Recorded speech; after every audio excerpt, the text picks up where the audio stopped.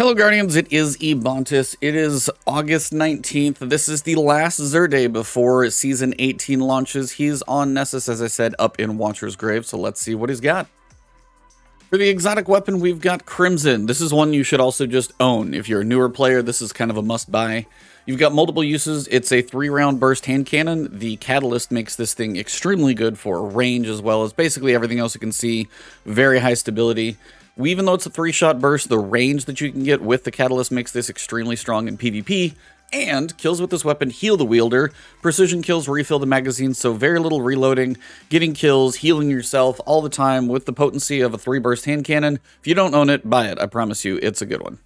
For the hunters, we've got Gemeni Jester. Dodging disorients nearby enemies and temporarily removes them from their radar. Mostly it's a PvP exotic, and the fact that we've got mobility and recovery sitting on this one is a good roll. You got some discipline, intellect, and strength. Kind of nice little spread there, 63 total. If you don't own this one, it's definitely a good one to disorient others, take you off of their radar so they don't know you're coming. Very powerful uses for this one for sure, so check it out if you haven't had it before. All right, as for Titans, we are about to get Arc 3.0, and now you're going to have Eternal Warrior that actually might have some use. You gain an overshield when casting Fist of Havoc. Fist of Havoc is your alternate to Thunder Crash, basically in your Arc 3.0 supers.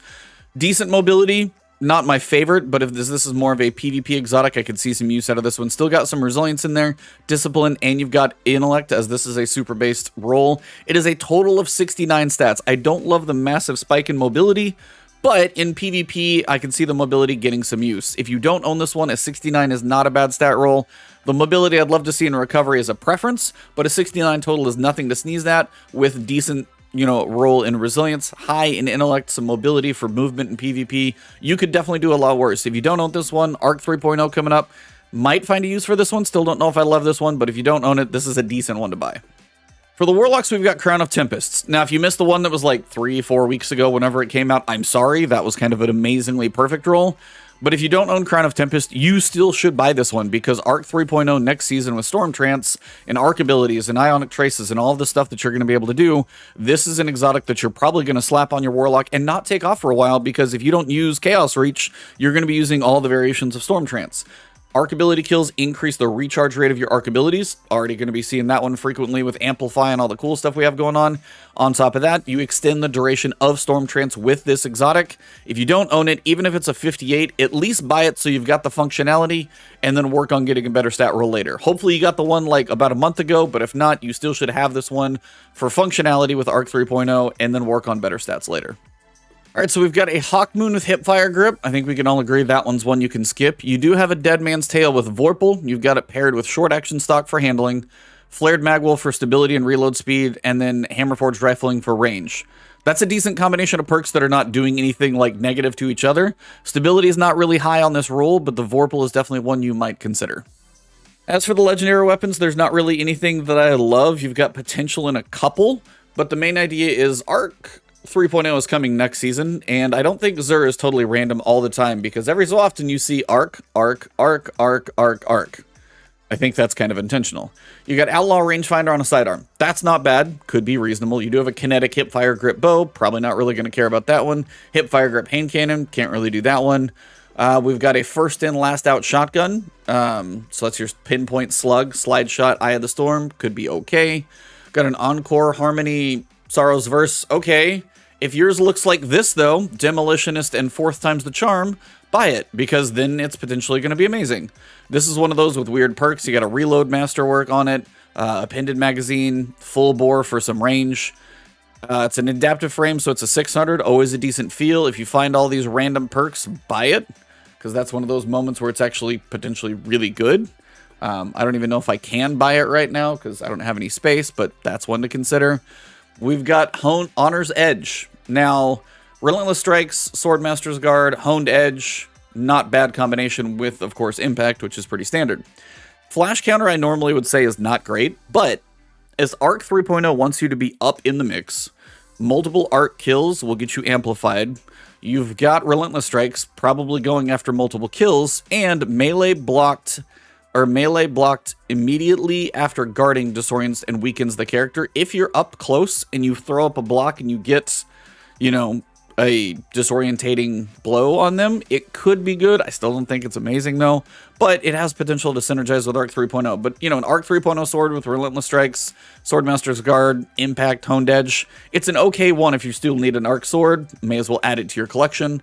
And then we've got Killing Wind and Dragonfly. This one's also bananas on the rolls. Rapid Hit and Dragonfly could be fun. See, there you go. You might just have to like move the cursor around, buy a couple copies, see what's there. Between Sorrow's Verse and the Keening, you might see if you can get a couple decent rolls, because the 600 Arc Auto got some potential on this one. Same thing. I like the Adaptive Frame Keening because it's just well-rounded, quick, easy shooting. And with some of these perk combinations, you got some good options in there. So a couple legendary weapons worthwhile. Arc 3.0 is coming very next season, obviously. Arc. But yeah, Sorrow's Verse and the Keening. See if you can pick up a good roll, buy a couple, see what's messing around, wait a little bit, come back. You might have to mess with it, but there are some good options if you can pick up, you know, one of those random perk shifting good rolls. Okay, Titans, I can actually say you've got some decent armor, and the main one is the gauntlets. You've got a 66 roll. I think the max on legendaries is like 68.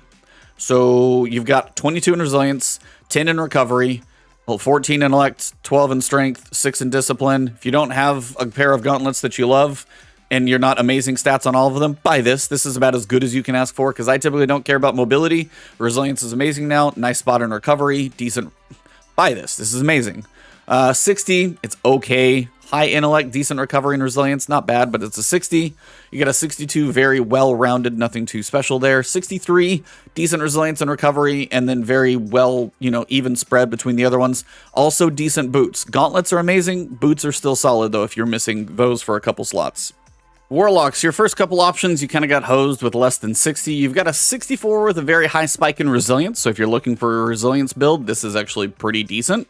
And then we've got a 63, very high in mobility with some recovery, not my preference of a roll, but again, if you're looking for like a mobility recovery option, this could work for you. Not really my preference, but maybe it does work for you. Hunters, I would say you got your exotic, doing reasonable up here, but your legendary armor, 55, 60, 59, and 59. You could probably skip all of it.